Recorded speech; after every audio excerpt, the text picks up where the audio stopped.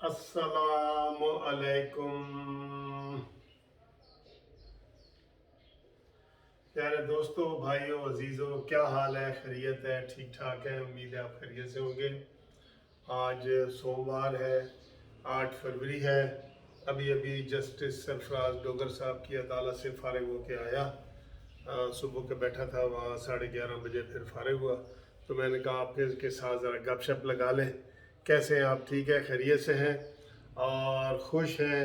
मैं भी खुश हूँ, अल्लाह का फजल है।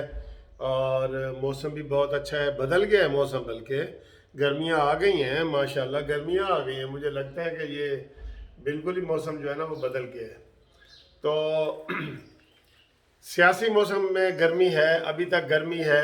कल मौलाना फजल रहमान साहब का इंटरव्यू हमने सुना है, बड़ा वो पुरजोश थे और उन्होंने कहा कि नैब के हवाले से कि मेरे पास तो एक झोंपड़ी भी नहीं है, ठीक है, इस घर के अलावा। तो ये कहते हैं सारा चक शहजाद आपका है, 7 अरब रुपए उन्होंने वहाँ से निकाला है। तो उन्होंने कहा जी ये झूठ का कारोबार कब तक चलता रहेगा, ठीक है। और इसके अलावा और भी बड़ी खबरें हैं, आपके सामने हैं, सारा कुछ हो रहा है। मरीम नवाज साहबा का बेटी जो है वो हादसे में ज़ख्मी हुई हैं, अस्पताल में हैं, अल्लाह ताला उनको शिफा दे। तो वो जो उनका प्रोग्राम है उधर का, क्या कहते हैं, हैदराबाद का, वो कैंसिल हुआ है। और बाकी जो है सेनेट के हवाले से, तरमीमी आर्डीनेंस के हवाले से बातें हो रही हैं। तो ये सारी बातें गर्म है। लेकिन इस वक्त जो मैं आपके सामने वीडियो बनाना चाह रहा हूँ ना, आप पहले ये रिक्वेस्ट करूँगा कि सब्सक्राइब कर लें, चैनल को सब्सक्राइब कर लें। अब तो हमारा और माशाल्लाह बहुत आगे निकल गया है। तो शेयर भी किया करें, लाइक भी किया करें, ठीक है जी।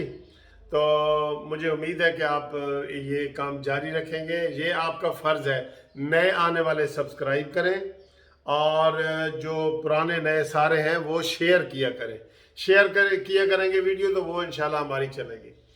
तो जनाब, हम बात करते हैं कश्मीर के हवाले से। जो इमरान खान ने चबली मारी है, चवल मारी है, बहुत बड़ी चवल मारी है, मैं कहूँगा बहुत फुलिश तरीके से उसने किया है और उसका कोई नोटिस नहीं ले रहा।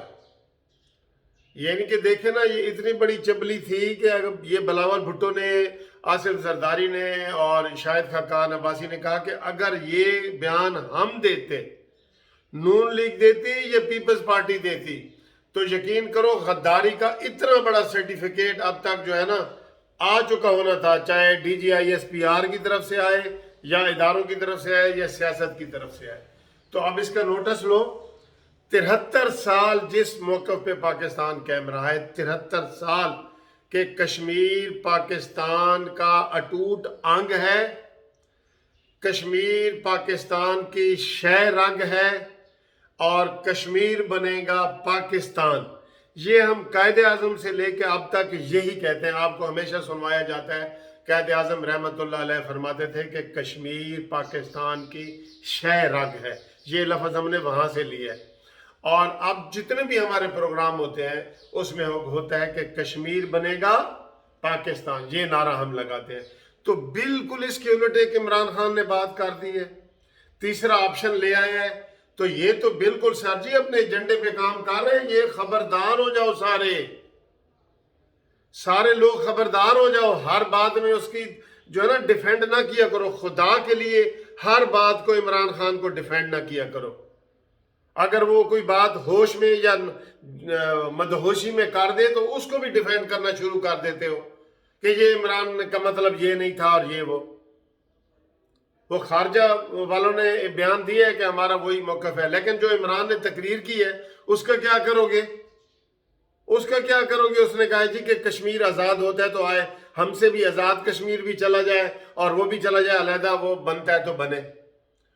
बहुत मुझे दुख हुआ इस बात का। और इस बात को नोटिस नहीं ले रहा, ना मीडिया ले रहा है, ना हमारे कोई इदारे ले रहे हैं, ना सुप्रीम कोर्ट ने सुओ मोटो लिया है।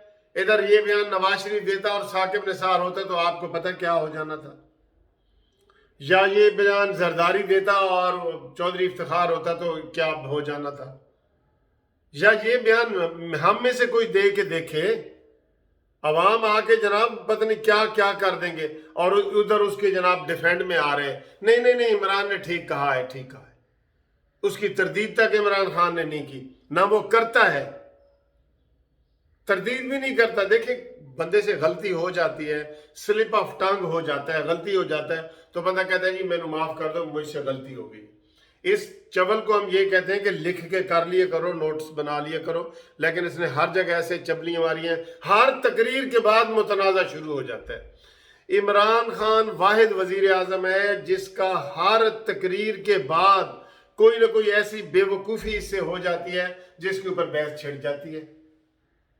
یا تو یہ جان کے مزے لیتا ہے کہ کوئی بات بھی ہو، خاتم النبی یہ نہیں کہہ سکا، اس نے معافی نہیں مانگی ہے معافی، کتنی بڑی بات ہے، لیکن انہوں نے کہا نہیں کوئی گل نہیں جی، بار دا پڑا ہوا ہے، کوئی گل نہیں۔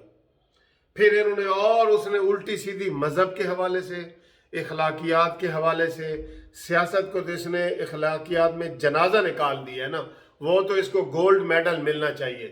اور بقول سراج الحق کے جھوٹ کا اگر ورلڈ کپ ہو نا، جھوٹ کا، یہ جماعت اسلامی نے کہا ہے جھوٹ کا ورلڈ کپ ہو تو اس کو ایوارڈ ملے گا، عمران خان کو بہت بڑا ایوارڈ ملے گا۔ یہ سراج الحق نے کہا ہے کہ اس کو جھوٹوں کا ورلڈ کپ ملے گا، اتنے زیادہ یو ٹرن ہر چیز لے رہا ہے اور اس کو کوئی پوچھنے والا نہیں ہے۔ کشمیر تیسرا ملک بن جائے، کیوں بھئی بن جائے ملک، کسی کے لیے ہم کو قربانی دے رہے ہیں۔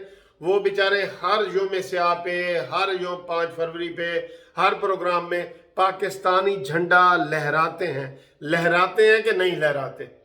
ان کے جو شہید ہو جاتے ہیں وہ پاکستانی پرچم میں اس کو لپیٹ کے تو جناب وہ اس کو قبر میں اتارتے ہیں، اور یہ کہہ رہے جی کہ اپنے علیحدہ ہونا ہے تو ہو جاؤ، اور اس کو کوئی پوچھنے والا نہیں، نہ اس نے کوئی معذرت کی ہے کہ میری زبان غلطی سے ہو گئی ہے، اور اس کو ڈیفینڈ کرنے والے کہہ رہے ہیں ہاں ٹھیک ہے جی ٹھیک ہے، وہ ہم نے تو یہ بالکل یہ ٹھیک ہے جی ٹھیک ہے۔ کیا ٹھیک ہے؟ کل کو یہ پاکستان بھی کسی کو بھیج دے گا، آپ کہیں گے ٹھیک ہے؟